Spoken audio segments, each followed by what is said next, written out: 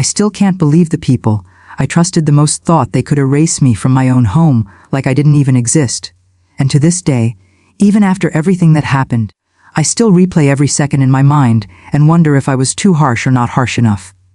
Because imagine walking into your own house, the one you pay for, the one you clean, the one you built memories in, and finding every single person you love laughing, drinking, and celebrating Thanksgiving while acting like you were a stranger who accidentally walked into the wrong address. Tell me honestly, was I wrong for what I did next? Would you have handled it any differently? Because I swear even now, a part of me thinks they deserved way worse than what I gave them. But let me take you back, because this whole disaster didn't start on Thanksgiving Day. No, this story actually begins months earlier, when my family started showing these little signs, tiny red flags I ignored because I thought maybe I was overthinking. I'm the kind of guy who doesn't like conflict. I've always been the one who smooths things over, who avoids drama, who keeps the peace. My siblings, total opposites. They thrived on chaos, especially when that chaos benefited them. My older sister Sana had this queen bee personality, like the whole world revolved around her emotions. My younger brother Danny walked around with this invisible crown, always expecting special treatment because he was the baby of the family, and me, I was the boring middle child, the responsible one, the dependable one, the one who always picked up the slack. Ever since our parents passed away a few years ago, I had opened my home to them, letting them stay whenever they needed, letting them treat the place like their own. Even though the house was legally mine, I never made that a big deal. I thought family didn't need such reminders. I thought love and respect naturally came with the package. But I guess I was wrong. Very wrong. It started subtly. Sana would invite her friends over without telling me, using my living room like it was her personal lounge. Danny would bring his girlfriend over and take over the kitchen, leaving the stove messy, leaving half-used ingredients everywhere. They'd eat my groceries, use my things, make plans in my house, but somehow forget to include me. And each time, when I tried to talk about it, they'd laugh it off, call me dramatic, or worse, they'd flip it and make me feel guilty for even bringing it up. I kept letting things go, thinking they were just stressed or maybe grieving in their own way. But looking back, all I did was train them to disrespect me. And the disrespect kept building. I'd come home from work and hear whispers from the living room, and when I'd walk in, they'd fall silent like I'd interrupted something. Once I overheard Sana saying, "He won't mind. He never minds." And that sentence stuck with me like a slap in the face. It made me wonder, was I really allowing myself to be treated like a doormat? But the final straw, the moment everything snapped, came 2 weeks before Thanksgiving. Sana and Danny were sitting in the kitchen, whispering and giggling about something. When I walked in, they shut up instantly. That look? They might as well have held up a sign saying, "We're planning something without you." I remember trying to lighten the mood, asking what was going on, and Sana just shrugged and said, "Nothing you need to worry about." That sentence, that tone, that casual dismissal, it hit differently. I felt something burning inside me, but I shoved it down. Because stupid me thought, maybe they were planning something nice. Maybe they were trying to surprise me. Maybe for once, they were thinking about doing something for me. Spoiler alert, they weren't. Thanksgiving was always a big deal in our family, even after our parents passed. It was the one time of year we tried to push aside our issues and be together. I cherish those memories, Mom's cooking, Dad's jokes, us teasing each other, arguing over board games. So, naturally, I asked 2 weeks before the holiday if we should divide the cooking tasks like usual, and Sana just stared at me with this weird expression before saying, "Oh, we already made plans?" I blinked. Plans? With who? She hesitated, glanced at Danny, and he looked away. That silence said everything. "I mean," she started, "everyone's doing something this year. You're working that day, right?" "No," I said slowly. "I took the day off like every year." "Right," she muttered. "Well, we already invited some people. It kind of just happened." I remember standing there feeling something twist inside me. "Okay," I said, trying to keep my voice calm. "Are you hosting something here?" Before she could answer, Danny jumped in like an idiot. "Bro, don't get all weird, okay? It's just a small thing." A small thing. In my house. Something they had no intention of inviting me to. But again, stupid, hopeful me let it go. I thought maybe they just forgot to include me in the planning, but would obviously include me in the actual event. But day after day, things got stranger. Sana kept buying groceries but hiding them in her room. Danny brought home decorations but stuffed them into the hall closet. They whispered constantly. They smirked at me when I entered a room. And then came Thanksgiving morning. I woke up to the smell of food, good food, the kind that fills the whole house. I remember smiling at first, thinking, wow, they started cooking early this year. I walked out of my room ready to help, ready to be part of the day, and then froze. There were people in my house. Strangers. Laughing, talking, drinking coffee, moving around like they owned the place. My living room was decorated, tables were set up, music was playing, and the worst part. Not a single person looked confused when I walked in. No one said, "Oh hey, you must be the homeowner." Nothing. It was like I was invisible. Then I spotted Santa in the kitchen. Wearing my apron, smiling, laughing, acting like she was hosting the event of the year. Danny was in the dining room arranging plates like he was the king of Thanksgiving. And both of them saw me, looked right at me, and then quickly looked away. Not a greeting, not an explanation, not a single acknowledgement. My heart was pounding so hard I could feel it in my throat. I walked toward Santa, forcing my voice to stay steady. "What is all this?" She blinked innocently, like I was the one being weird. "It's Thanksgiving, duh." "In my house," I asked, my voice cracking. She sighed dramatically. "Don't make a big deal. These are our friends. And we didn't think you'd want to participate, so we just did our own thing." Didn't think I'd want to participate. In Thanksgiving. In my own home. Danny walked over at that moment and said, "Bro, seriously, don't start. We told everyone you'd be out most of the day." I stared at him in disbelief. "Why would you tell them that?" "Because," he said, rolling his eyes, "you always ruin the vibe when you're stressed, and we wanted today to be chill." I laughed. I actually laughed because I didn't know what else to do. "You kicked me out of my own holiday in my own house, because I stress you out." Santa clicked her tongue. "You're being dramatic again." Dramatic. That was the word they always weaponized against me. I looked around at the strangers. I looked back at my siblings. And something snapped inside me, not anger, not sadness, but this cold clarity. It was like a switch flipped, and suddenly I saw everything clearly. The disrespect, the entitlement, the manipulation, all of it. But I didn't yell. I didn't cause a scene. Instead, I simply said, "Okay," and I walked out. Their faces showed confusion, but I ignored it. I left the house, got into my car, and drove off without a plan, without a destination, just letting the road take me somewhere away from that nightmare. I parked at a quiet lot near a lake and sat there for almost an hour, staring at the water, feeling my hands shake. I kept replaying everything in my head. How they dismissed me. How they lied. How they threw a whole party behind my back. And the more I thought about it, the more this icy anger settled into my bones. Not a hot, loud anger. No, this was silent. Controlled, dangerous. And in that moment, I made a decision. If they wanted to treat my house like theirs, then they were about to learn just how badly they had messed up. But before I tell you what happened next, before I reveal how I turned their perfect Thanksgiving into a memory they'll regret for the rest of their lives, I want you to tell me something honestly. If this were you, if your own siblings threw a holiday party in your house, excluded you, lied to your face, and treated you like a burden, what would you have done? Pause for a second and comment below. Because I swear I wasn't planning revenge at first. I just wanted respect. But they pushed me so far that respect was no longer enough. They needed a lesson. A big one. And trust me, I gave them exactly that.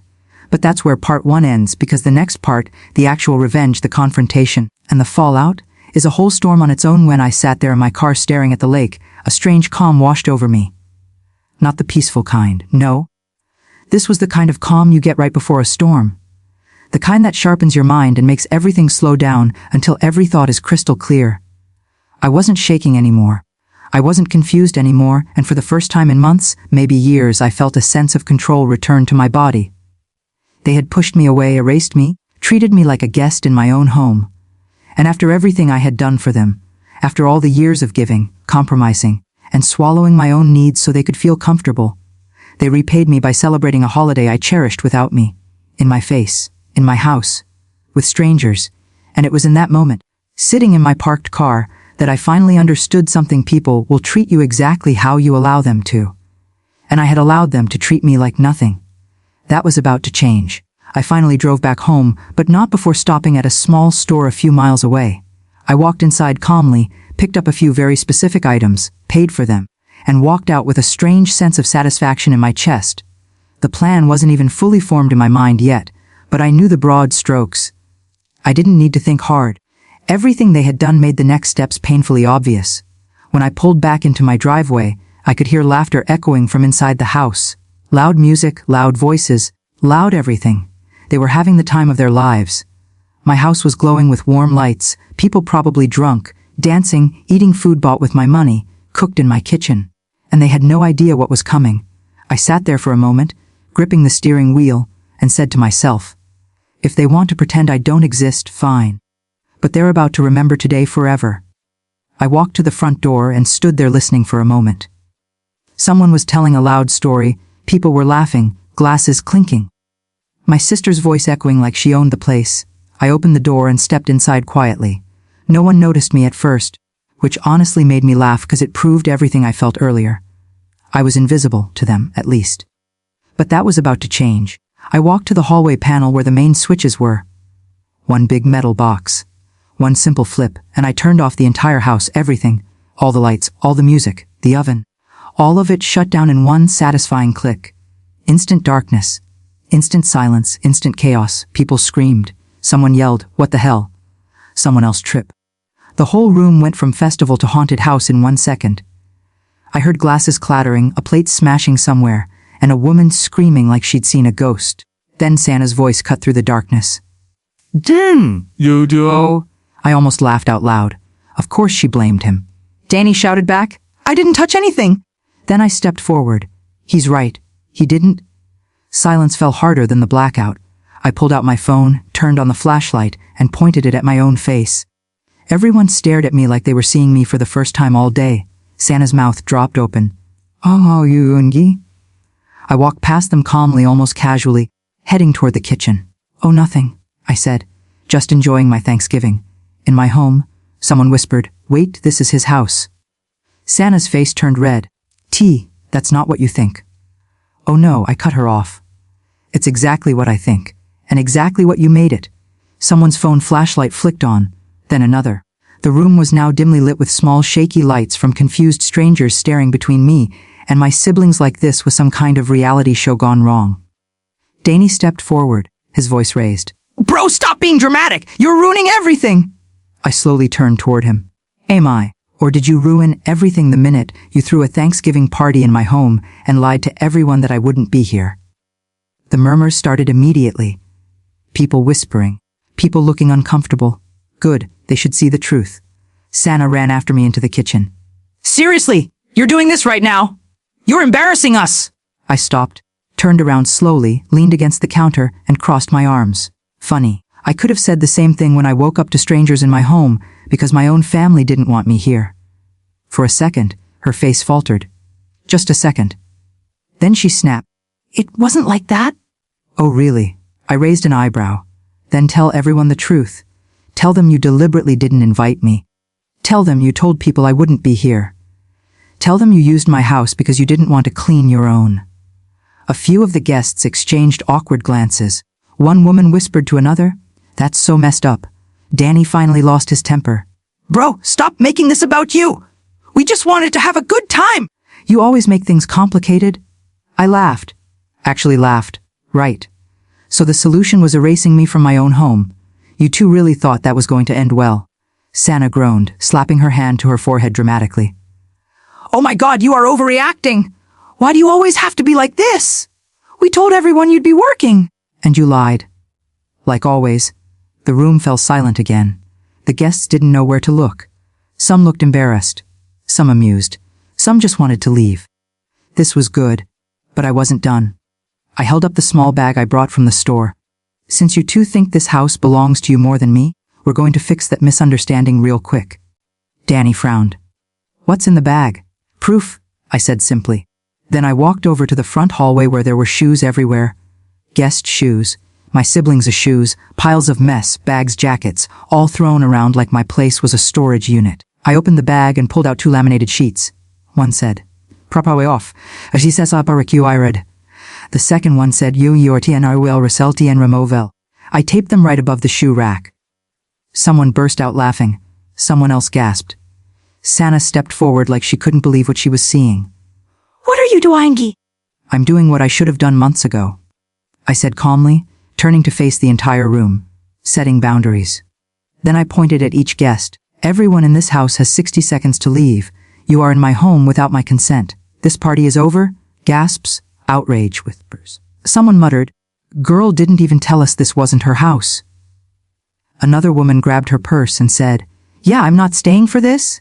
One by one, people started leaving. Some murmured apologies, some glared at Santa and Danny, some didn't say anything at all. The room emptied faster than I expected. Santa looked humiliated, Danny looked pissed. Good. When the last guest left, I shut the door and locked it. The silence was deafening. Then I turned around slowly.